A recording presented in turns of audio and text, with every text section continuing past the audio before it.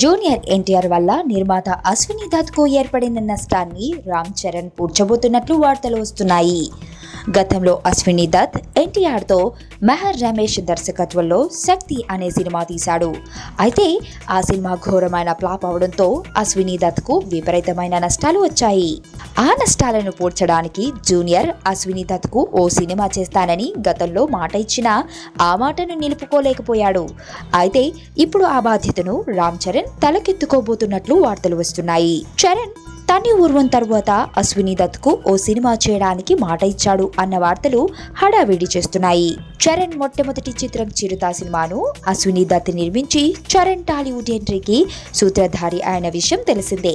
చిరంజీవితో అశ్విని దత్కు ఉన్న సాన్నిహిత్యం రీత్యా ప్రస్తుతం అశ్విని దత్ సమస్యలకు పరిష్కారంగా చరణ్ ఈ కొత్త మూవీ ప్రాజెక్ట్ ను ఒప్పుకుని సహాయపడుతున్నాడు అని టాక్. ఈ మూవీకి దర్శకుడు మారుతి దర్శకత్వం వహిస్తాడు అన్న వార్తలు వస్తున్నాయి.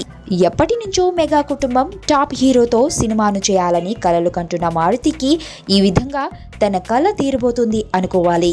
ప్రస్తుతం ఈ సినిమాకు సంబంధించి కథా చర్చలు జరుగుతున్నాయని టాక్. నువ్వు నా పక్కన ఉంటే ఏదైనా సాధించగలను నేత్ర. మొదట నిన్ను కల అనుకున్నా, మనసు పడి చెలివనుకున్నా, కలలు నిజమవుతుంటే ఇది నమ్మలేకపోతున్నా.